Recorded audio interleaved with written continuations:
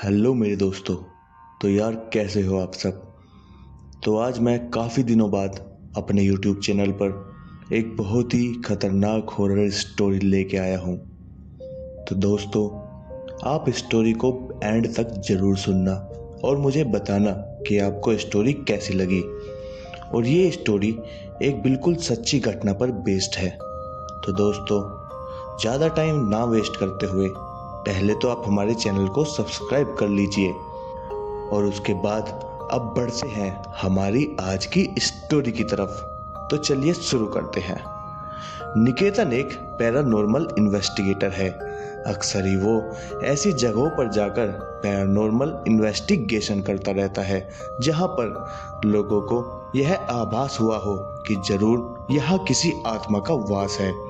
अभी तक तो निकेतन प्राइवेट पैरानॉर्मल इन्वेस्टिगेशन किया करता था कि वो अपना यूट्यूब चैनल स्टार्ट करे और इंडिया में जो हॉन्टेड लोकेशंस है वहाँ पर पैरानॉर्मल इन्वेस्टिगेशन करके वहाँ की स्टोरी कवर करे और लोगों के सामने सच लेकर आए कि वो जगह सचमुच हॉन्टेड है भी या बस लोगों का वहम है। बहनगढ़ राजस्थान का एक छोटा सा गांव जो अपनी खूबसूरती और रहस्यमय के लिए प्रसिद्ध है। यहाँ के किले और मंदिरों की दीवारें कई रहस्य को छुपाती है जो आज भी अनसुलझे हैं। इन्हीं रहस्यों में से एक रहस्य बहनगढ़ किले का भी है। लोगों का कहना है कि आज भी यहाँ पर रानी रत्नावती की आत्मा भटकती है और जो भी रात के समय यहाँ जाता है वो जिंदा लौटकर वापस नहीं आता। निकेतन भी अपने कंप्यूटर में बहनगढ़ किले के बारे में ही रिसर्च कर रहा था। यह लोकेशन तो काफी ज्यादा डरावनी लग रही है। मेरे ख्याल से तो अपने चैनल का स्टार्ट हमें इसी लोकेशन को इन्वेस्टिगेट करके करना चाहिए। तुम सब क्या बोलते हो? अब लोकेशन तो कवर करनी ही पड़ेगी, तो शुरुआत यहीं से कर लेते हैं। हाँ, और वैसे भी हमें भानु की शादी में राजस्थान तो जाना ही है, तो लगे हाथ बहनगढ़ भी चले जाएंगे। वो सब दोस्त आपस में बात कर रहे थे। अगले दिन उन्हें राजस्थान के लिए निकलना था अपने दोस्त भानु की शादी अटेंड करने। एक दिन उन्होंने रेस्ट लिया। उन्होंने बहनगढ़ के पास होटल में रूम बुक कर लिए। पैरानॉर्मल इन्वेस्टिगेशन उन्हें रात को शुरू करनी थी, तो वह रात के लगभग 11 बजे अपने होटल से निकल गए। लेकिन जब वो होटल से निकल रहे थे तो मैनेजर ने उनसे पूछा, वैसे मुझे आपसे पूछना तो नहीं चाहिए, लेकिन आप सब इतनी रात को कहाँ जा रहे हो? आप जानते हो ना यह बहनगढ़ का एरिया है और रात के समय थोड़ा रिस्की है बाहर। अरे यह रिस्की है या नहीं, बस यही पता करने जा रहे हैं। हम पैरानॉर्मल इन्वेस्टिगेटर्स हैं और यही पता लगाने के लिए हम जा रहे हैं कि जिस बहनगढ़ के किले का लोगों में इतना डर फैला हुआ है वो सचमुच भूतिया है भी या नहीं। अरे क्या कह रहे हो सर, रहने भी दीजिए ना सर। आपको यह इन्वेस्टिगेशन वगैरह करनी ही है तो कहीं और कर लीजिए, लेकिन बहनगढ़ के किले पर नहीं। आपके साथ कोई हादसा हो जाएगा। अरे गांव वाले सब गवाह इस चीज के हैं, उस किले में रानी रत्नावती की आत्मा भटकती है। क्यों आप अपनी जान को जोखिम में डाल रहे हो? अरे किसी को कुछ नहीं होगा, आप चिंता मत करो। 3-4 घंटे में हम वापस आ जाएंगे।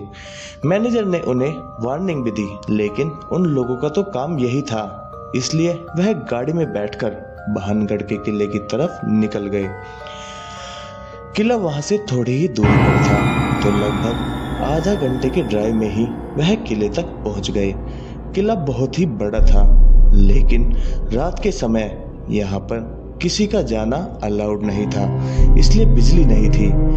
यार यहाँ तो बहुत अंधेरा है, टॉर्च जलाओ ना। नहीं, पहले किले के अंदर जाएंगे, उसके बाद ही हल्की फुल्की लाइट जलाएंगे।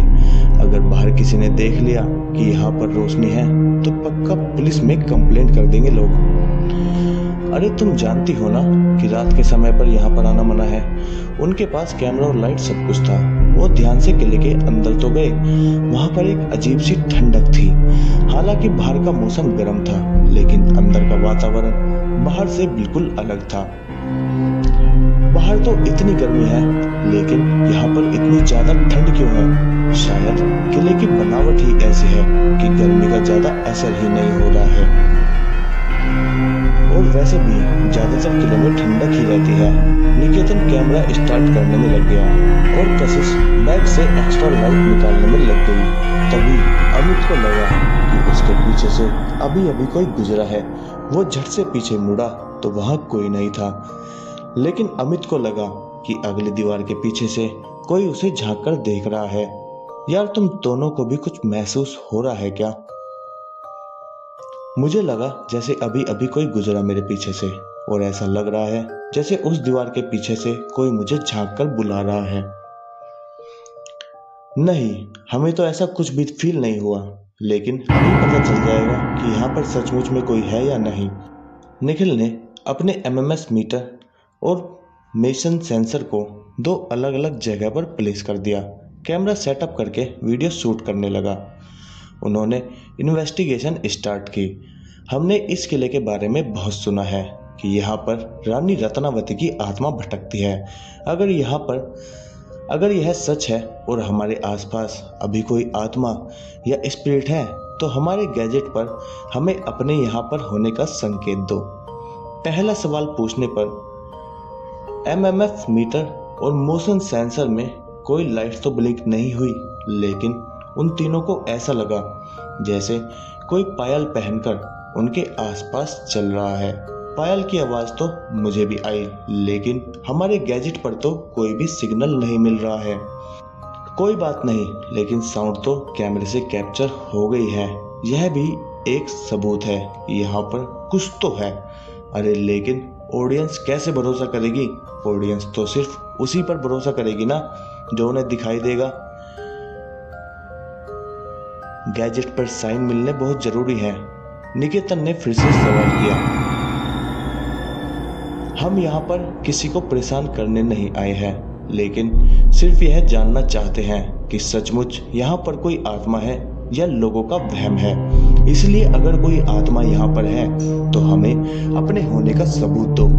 इस बार भी दोनों गैजेट पर कोई साइन नहीं मिला, लेकिन निकेतन को लगा जैसे उसकी गर्दन के पास कोई जोर जोर से सांस ले रहा है। उसे लगा शायद कशिश है, इसलिए वो बोला, अरे क्या कर रही हो कशिश, जरा दूर होकर खड़ी हो ना।